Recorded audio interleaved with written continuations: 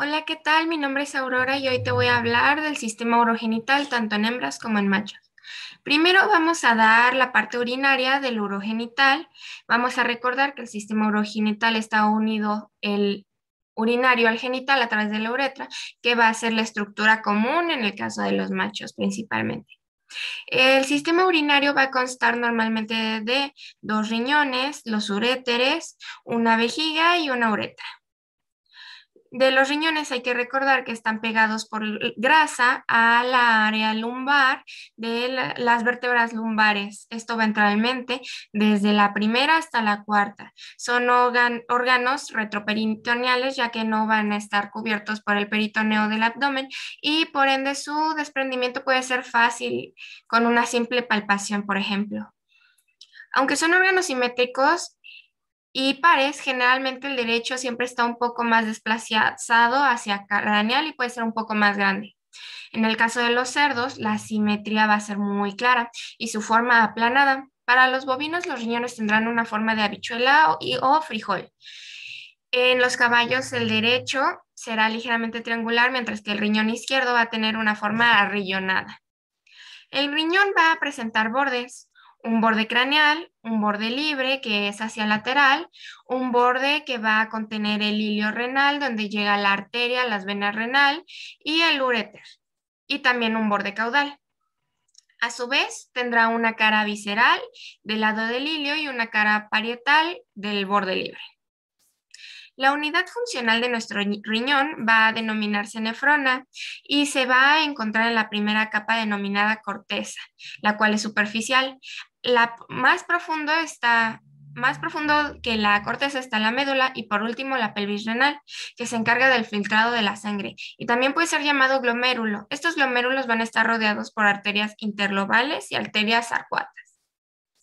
Hay una comunicación tuberosa de la corteza del glomérulo a la pelvis renal. Esto es atravesando la médula con un tubo contorneado proximal que se une a una asa de Henle para continuar como otro tubo contorneado distal y al último conectarse con un tubo colector que ya da la entrada a la pelvis renal, a los cálices renales mayor y menor, donde el mayor será el almacén de orina. Hay que recordar que en el caso de los bovinos no hay pelvis renal y por lo tanto no hay cáliz menor. Solamente tenemos el mayor que se conecta al uréter para dar salida a la orina. El uréter es un órgano tubular, es una estructura tubular relativamente delgada ya que su diámetro abarca solamente milímetros. No va a tener movimiento a pesar de que va a tener un músculo liso como capa, al igual que los demás órganos tubulares. Su función es comunicar al riñón con la vejiga de forma oblicua dorsal para evitar un reflujo de esta orina. También es un órgano retroperitoneal y es una estructura par. Esta estructura par quiere decir que habrá uno izquierdo y uno derecho de acuerdo al plano mediano. Una aplicación médica es que cuando hablamos de un uréter ectópico, vamos a hablar de que el uréter va a estar fuera del lugar común. Este lugar común sería el hilio. Ahora la vejiga. La vejiga es un órgano tubular que va a poseer una serosa externa, un músculo detrusor y una mucosa interna. La vejiga tiene un vértice, un cuerpo, un cuello, un borde dorsal y un borde ventral. Es sostenida por un ligamento mediano que abarca, como su nombre lo indica, sobre el plano mediano de esta estructura. A nivel fetal se denomina ligamento uraco y los ligamentos triangulares también van a ser pares, se van a desplegar a partir del cuerpo de la vejiga. Entonces, el ligamento mediano y los triangulares como sostén. Cuando la vejiga se comunica con los riñones a través de los uréteres, se forma una estructura denominada el triángulo vesical por la ubicación de las tres estructuras. La irrigación de la vejiga está a cargo de las ilíacas internas y su inervación a partir del nervio iliohipogástrico y el plexo pelviano. Estas serían las estructuras de la parte urinaria. Y para continuar con la genital, vamos a ver tanto el femenino como el masculino. Van a tener partes glandulares, tubulares y copulatrices. En el caso de la hembra, la parte glandular de su aparato genital son los ovarios. De la parte tubular tenemos las tubas uterinas con su infundíbulo, ampolla e istmo, donde se lleva a cabo la fecundación, el útero, que cuenta con cuernos, cuerpo y cuello, una membrana fornix para continuar el conducto hacia la vagina, posteriormente otra membrana denominada himen, el vestíbulo vaginal, que ya tendría intercedencia ahí la uretra, y exteriormente tenemos la vulva. La parte copuladora o sensitiva vendrían siendo el clítoris, el cual posee una alta irrigación e inervación. Estará recubierto por un velo clitoriano y también habrá un aporte de glándulas endometriales y vaginales que se encargarán de la lubricación de la cópula. Para el macho, la estructura glandular son los testículos, que se continúan con estructuras tubulares denominadas epidídimo, el cual tiene una cabeza, un cuerpo, una cola, se continúa como conducto deferente. Bueno, los que se continúan en sí son los túbulos níferos, y después del conducto deferente va a estar la interferencia, la unión con la uretra, que puede ser intrapelviana o extrapelviana a nivel del pene. Para el macho, la parte copulatriz, es decir, la parte sensitiva, se denomina glande. Está cubierto por un prepucio y veremos la presencia de las glándulas anexas, las cuales son la próstata, las vulvouretrales, las vesiculares, las seminales, las ampulares, las cuales van a aumentar el volumen del eyaculado y proporcionarán lubricación a la cópula. Ahora veremos un poco más profundamente el aparato genital femenino, que consta primero del ovario, el cual es un órgano parenquimatoso, por lo que tendrá una corteza y una médula de superficial a profundo. La forma va a ser según la especie y su situación igual. Su función es la producción de gametos y un aporte endocrino. En las yeguas y cerdas se va a encontrar los testículos en el techo de la cavidad abdominal, ventrales a las vértebras lumbares y son caudales a los riñones.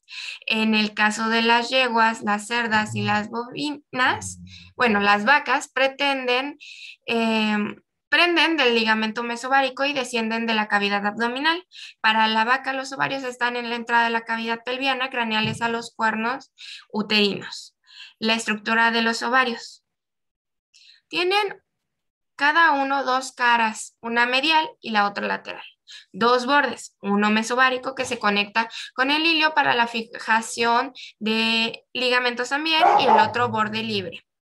También dos extremos, uno tubaриco, el cual conecta con las tubas uterinas de la parte del infundíbulo, y el extremo uterino, que se une al útero a través del ligamento propio del ovario. En cuanto a su forma, las perras, gatas y vacas van a tener ovarios ovoides arriñonados. Las pequeñas rumiantes tendrán ovarios esferoides y aplanados. Las cerdas tendrán ovarios tuberculados con folículos grandes, y las equinas con una forma de frijol. Algunas diferencias anatómicas a notar es que en el caso de las yeguas, en la médula se encontrarán los folículos y en la corteza la irrigación, lo cual es contrario a los demás casos de hembras domésticas. Las vacas tendrán la capacidad de que se les puede realizar un examen transrectal para revisar las etapas estrales de los cuerpos amarillos y el monitoreo de la gestación. Los medios de sostén son los ligamentos. Vamos a encontrar que en los rumiantes es muy importante el ligamento intercornual entre los cornos uterinos, y esto también se verá en el examen transrectal. También tenemos el ligamento propio del ovario o bolsa ovárica, también denominado ligamento mesovárico. Posteriormente encontraremos el ligamento suspensorio. Para los cornos uterinos tenemos el ligamento mesometrio. La unión del ligamento mesovárico, mesosalpix y mesozoometrio es el ligamento ancho. Para las tubas uterinas tenemos el ligamento mesosalpix. El ligamento redondo va a ser aquel que rodea el ligamento ancho. Ahora sí, las tubas uterinas veremos que son estructuras pares, tubulares, con una luz muy estrecha. Las tubas uterinas van a tener tres partes. La primera es el infundíbulo, que tiene una forma de embudo con una capacidad de madurar los folículos y poseen una mucosa llena de pliegues que se denominan fimbrias tubáricas. La siguiente parte es la ampolla, con una dilatación de la tuba uterina. Y la última parte es denominada istmo, que es la unión con el cuello uterino. Es bastante estrecha, eso se refleja en su nombre. Del útero hablaremos que es un órgano tubular con tres capas o túnicas. La primera es una serosa externa denominada perimetrio, donde encontramos el ligamento ancho. La siguiente es una muscular que se denomina miometrio, donde tenemos el ligamento mesometrio y aquí se pueden encontrar los miomas o tumores. La última capa más interna es una mucosa denominada endometrio, con un grosor dependiente del ciclo estral, el cual va a proporcionar nutrición a través de la arteria y vena uterina. Los cuernos uterinos son estructuras pares y conectan hacia craneal con las tubas uterinas. Después vamos a tener el cuerpo uterino, que es más corto.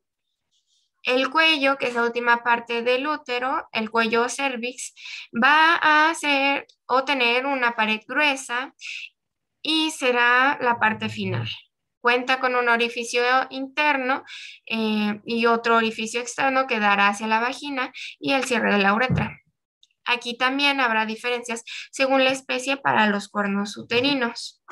De la yegua vamos a ver que son divergentes, rectos, cortos y dorsales al riñón.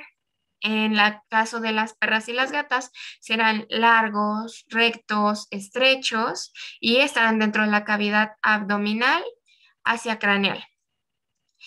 Para las cerdas, los cuernos uterinos son largos y flexosos. Flexoso es similar a lo sinuoso que comentaremos posteriormente. En las cerdas, aparte de ser flexosos, van a estar en la cavidad abdominal, mientras que en las pequeñas rumiantes van a haber ligamentos flexionados que serán dorsoventrales y los cuernos uterinos son craneales al hueso pubis.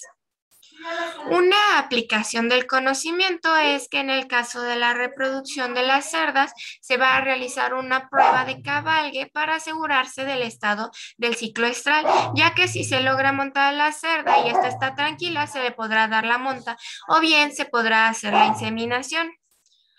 Ahora veremos la vagina. La vagina es un órgano tubular de una pared delgada y flexible con el recto dorsal y será ventral a la vejiga y uretra. El vestíbulo vaginal va a iniciar por el orificio uretral externo y terminar en los labios vulvares.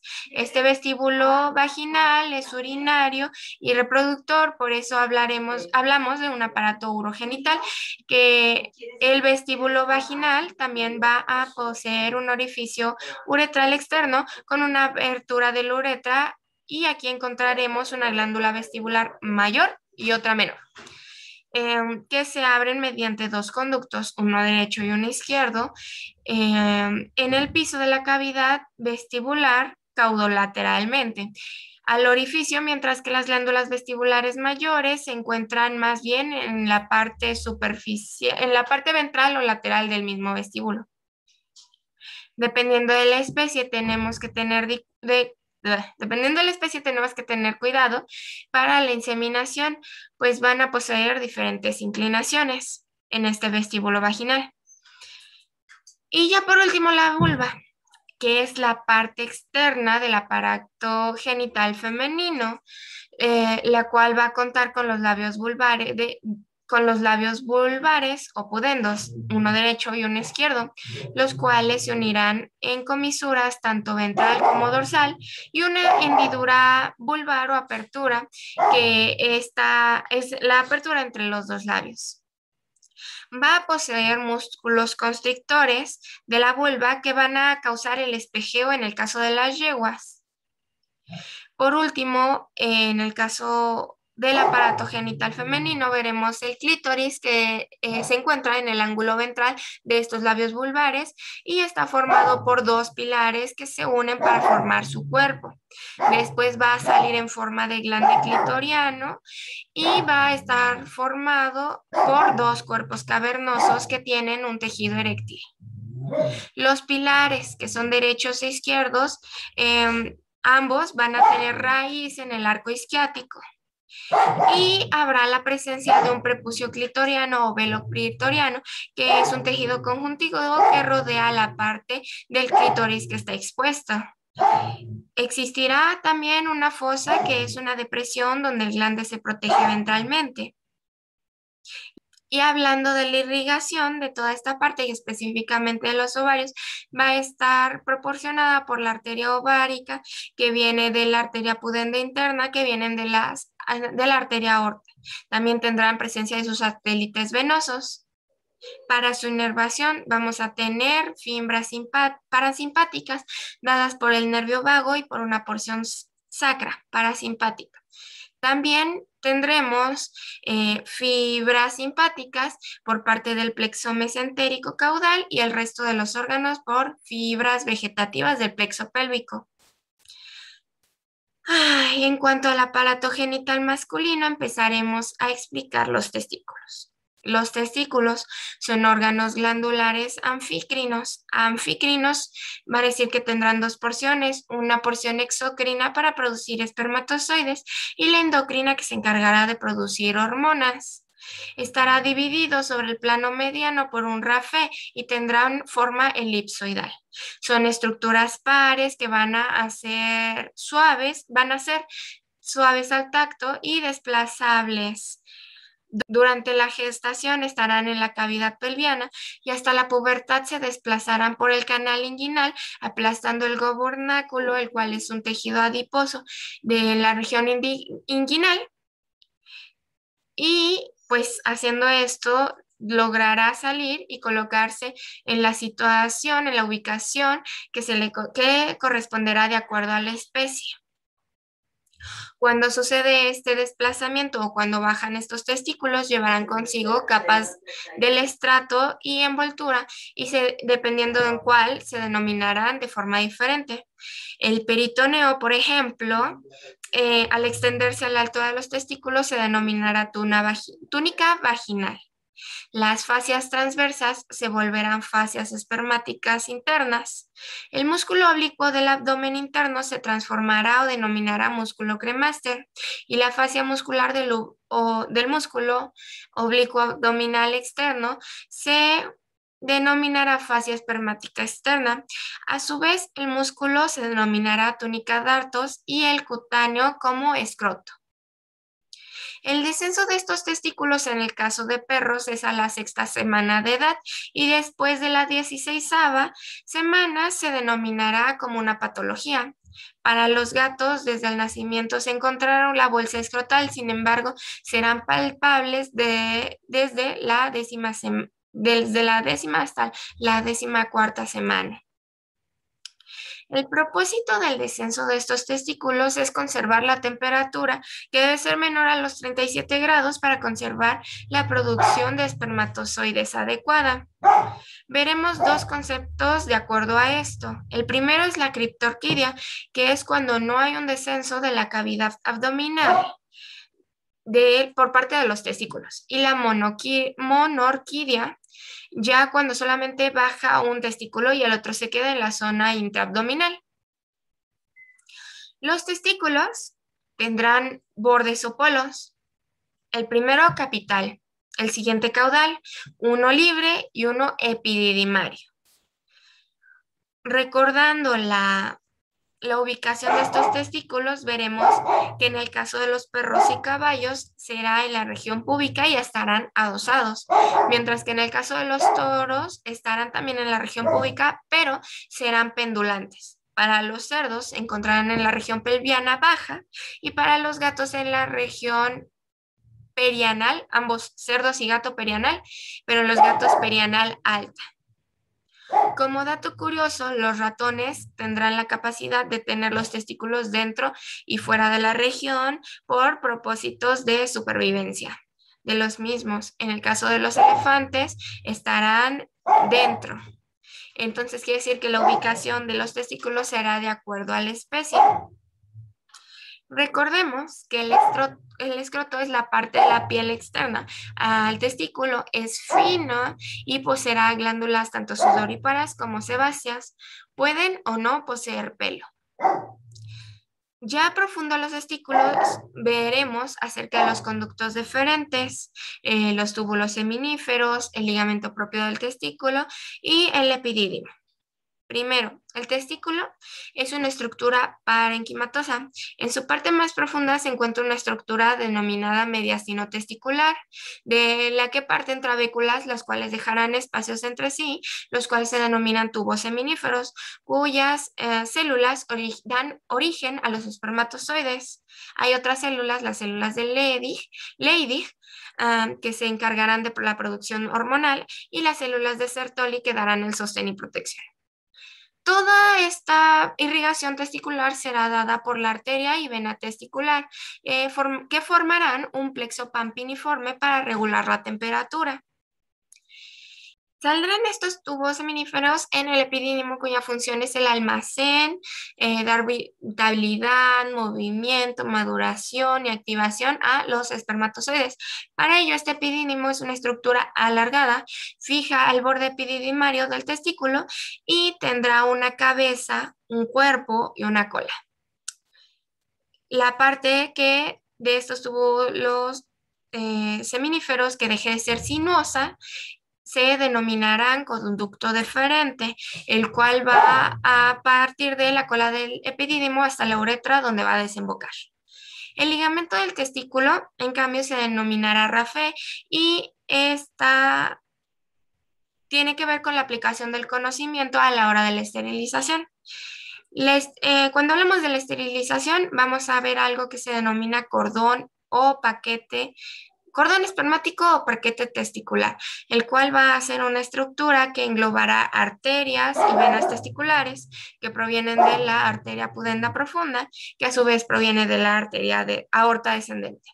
También habrá la persistencia de nervios y del conducto deferente, así como el músculo cremaster. Y esto estará colindando con el ligamento testicular. Todo esto es lo que se va a ligar en la hora de la esterilización. Las capas del testículo de las que hablamos, que se extendían desde la cavidad abdominal hace unos momentos, de superficial a profundo como tal ya serían la túnica dartos, la más superficial, la fascia escrotal, la túnica vaginal parietal, la túnica vaginal visceral y la túnica albugínea, lo más profundo. El músculo cremaster llega, pero no es una capa del testículo. Hablaremos un poco de las glándulas accesorias. Estas glándulas accesorias se encuentran en grupo alrededor de la uretra y producen un líquido preseminal a partir de agua, proteínas, lípidos, minerales e hidratos de carbono. Tendremos las siguientes glándulas accesorias. Las ampulares, o también llamada ampolla del conducto deferente, pues es una dilatación en el conducto deferente de la parte de la uretra intrapelviana, cuya secreción se mezcla con el líquido preseminal y se encuentra en todas las especies menos en el cerdo. Las glándulas vesiculares o seminales son estructuras pares que no poseen ni los perros ni los gatos, pero que en caballos serán grandes y estarán presentes en los demás animales domésticos. Las glándulas bulbouretrales no estarán presentes en los perros, pero en los demás animales domésticos sí. Son estructuras pares, son las glándulas más caudales y se encuentran sobre la uretra, casi a la salida de la cavidad pelviana. Son vestigiales en el caso de los gatos. Su crecimiento es moderado en el caso de los equinos y rumiantes, y en el caso de los cerdos se notará un gran crecimiento de estas glándulas. Otra glándula accesoria de la que debemos hablar es la próstata, que estará en todos los animales domésticos. La próstata es una glándula bilobulada esparcida por la pared de la uretra intrapelviana y la otra parte compacta sobre el músculo uretral. Se encuentra junto con la glándula ampular y dan el olor al macho. En el caso de los equinos y los perros, será grande para los equinos y en ambos lobulada. Será una sola en las demás especies. Cuando el macho no es esterilizado, esta glándula puede crecer y apretar la uretra, lo cual va a ocasionar dificultad en la micción y sangrado en la uretra como hematuria. La última glándula de la que hablaremos va a ser la glándula que se encuentra a nivel del prepucio que produce secreción y esta secreción se denomina megma, la cual va a detener el crecimiento bacteriano. Sin embargo, cuando este megma toma una coloración verdosa, se recomienda lavarlo y posiblemente colocar una pomada para evitar la infección. Ahora hablaremos del pene. El pene va a poseer una raíz, un cuerpo y un glande. Estará formado por un cuerpo cavernoso con el cual va a tener cavernas que se llenarán de sangre y un músculo esponjoso, bulbo esponjoso. Pero también tendrá otro aporte muscular, uno cavernoso, uno isquiouretral.